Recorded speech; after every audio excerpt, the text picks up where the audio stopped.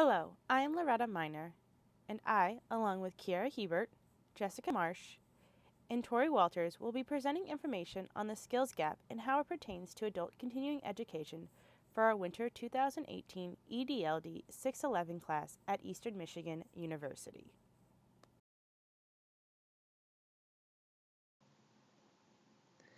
My name is Jessica Marsh.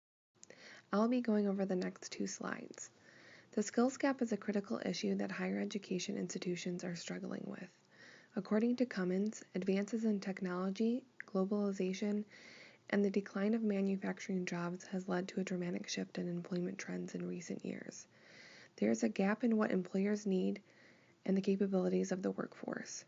Due to changes in employment, many adults and displaced workers have returned to school to gain new skills to keep up with the changing workforce climate. Cummins states that individuals are no longer able to obtain an education and work until retirement without continuous education and training, as both are needed to stay up to date and to be competitive in the workforce.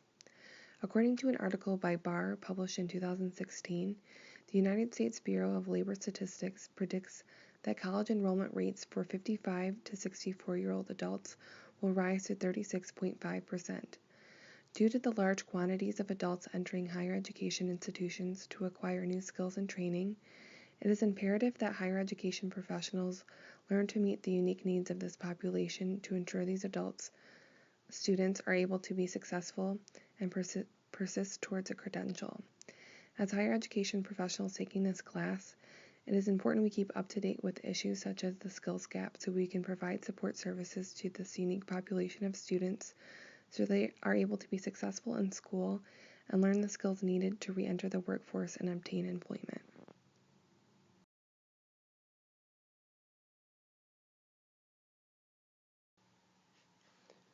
The world of work has changed dramatically over the course of the last decade due to technological advancements and outsourcing, which has caused many individuals to go back to school to obtain new training and skills to be able to compete in the changing workforce.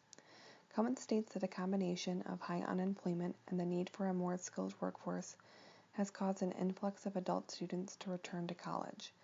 The National Skills Coalition is a website that provides information about skill attainment and education.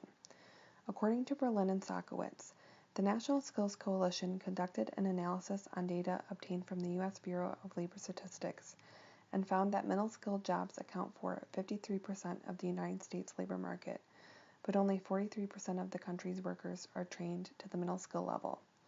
The skills gap has caused many individuals to go back to both community colleges and four-year institutions. Cummins states that community colleges have high numbers of adult students due to the accessibility, the low cost, and the convenience that they offer. However, four-year institutions have seen increases in adult students as well.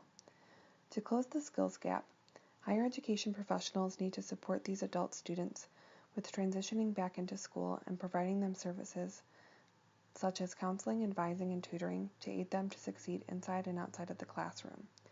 Additionally, Berlin and Sakowitz suggest that adult and continuing education professionals and senior leaders in the industry and training sectors would benefit from establishing a strong connection with one another to aid students in overcoming this gap in skills. Cohen, Feingold, and Osterman argue that curriculum that is geared more towards skill development and less toward general education classes such as math, science, and reading will also aid in closing the skills gap. Knowing about the skills gap and the adult student population that is affected allows higher education professionals to target their work with these students so that they can aid them in obtaining the proper knowledge and skills needed to find employment after finishing their credential.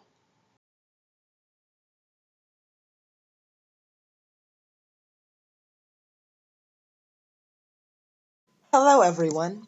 My name is Kiera Hebert, and I am a second-year graduate student at Eastern Michigan University studying in the Higher Education Student Affairs program. I am going to be covering the background of the skills gap and some issues and challenges within the area, okay?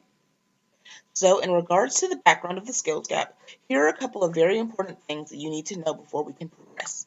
One of the main things is that historically, workers progressed through a linear sequence of training, being employed and working, and then retiring in their late adulthood. However, Recently, work and education have become less sequential, and more adults have had to alternate between working and going to school simultaneously, adding stressors to them and to the economy. Additionally, what most people don't realize is that there are actually two skills gaps.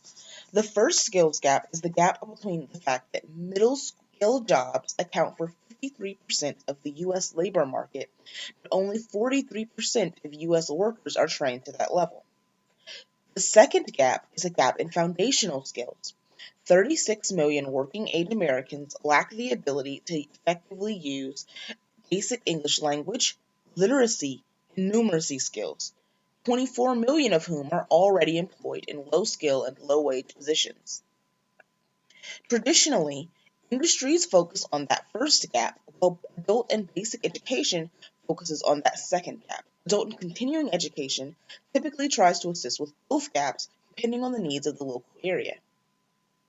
And finally, the other really critical thing to know is that the adult education system is only reaching about 10% of those in need. So there's a very large gap among those who need services and those who are able to receive them. And it's something that we have to keep in mind as we talk about this issue and propose solutions.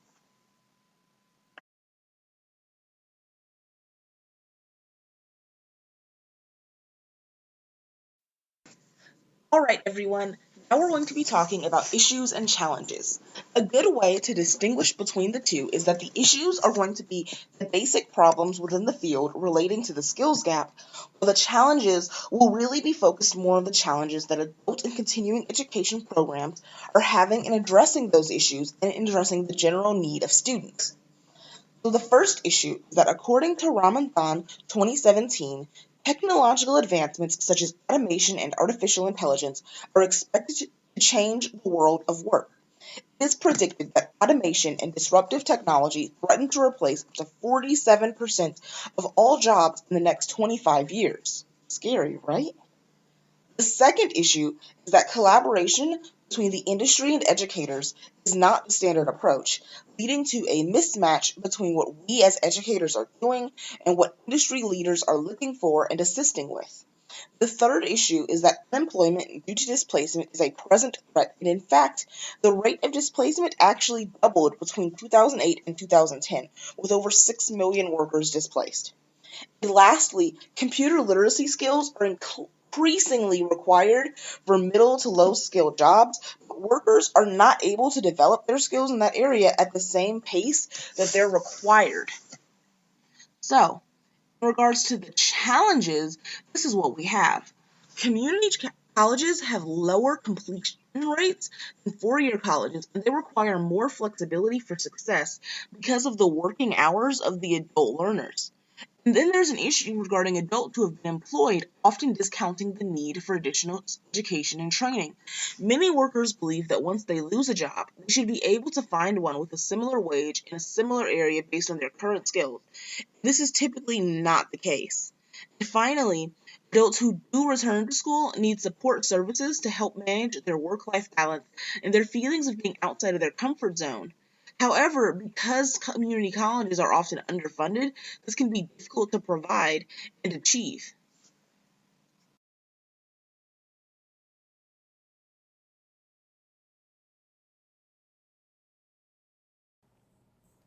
Hello, I'm Lauretta Miner, and I am here today to talk to you about the innovations around closing the skills gap in adult continuing education.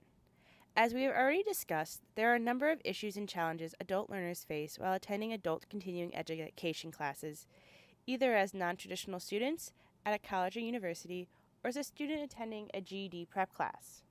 Research has shown that these adult learners often experience culture shock, anxiety, and apprehension when returning to the classroom. Additional research has found that adult learners need some of the same resources that traditional college students need in order to be successful both inside and outside the classroom. Some of the suggested resources include, but are not limited to, academic advising, counseling, and career services. These resources help adult students better adapt to the work-school life balance while also providing additional support to these individuals who may be very much outside of their comfort zone. One recent innovation to adult learning is the Plus 50 initiative. This initiative was developed in partnership between the American Association of Community Colleges and the AARP Foundation.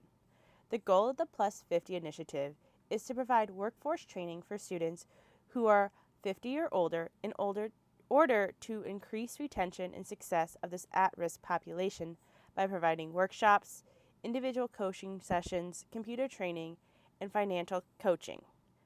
Additionally, it has been suggested that businesses take the lead in closing the skills gap by providing additional training, internships, and apprenticeships to older adults who are hoping to obtain mid-level skills.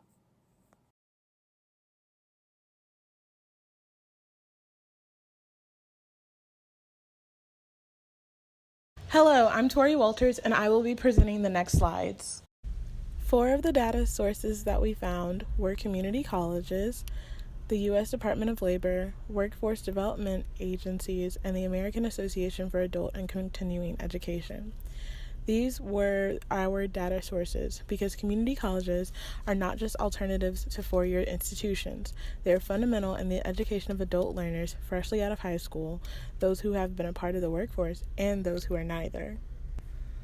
The U.S. Department of Labor gives us statistics about those entering the workforce and what skills they might possess, whereas the workforce development agencies provide a list of adult education services such as adult basic education, adult secondary education, and these can be remediation, high school equivalencies such as the GED, and high school completion certificates, English as a second language acquisition courses, as well as integrated English and civics education, as well as literacy councils.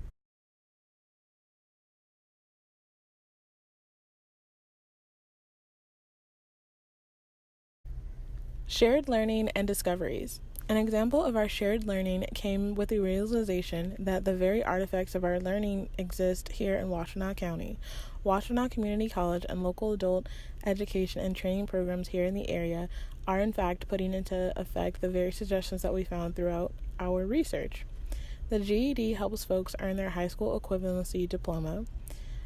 The integrated education and training models are classes that are instructor-led and are great options for adults who have high school credentials but lack the readiness skills to enroll into college, apprenticeships, or training programs. Typically an 8-hour per week commitment that will help students master reading, math, and computer skills necessary for school and for work. Lastly, Microsoft Office Specialist Certification provides the basic computer skills needed to succeed as a college student and in the workplace, providing hands-on learning environment. Students will work on gaining basic computer skills with real-life application.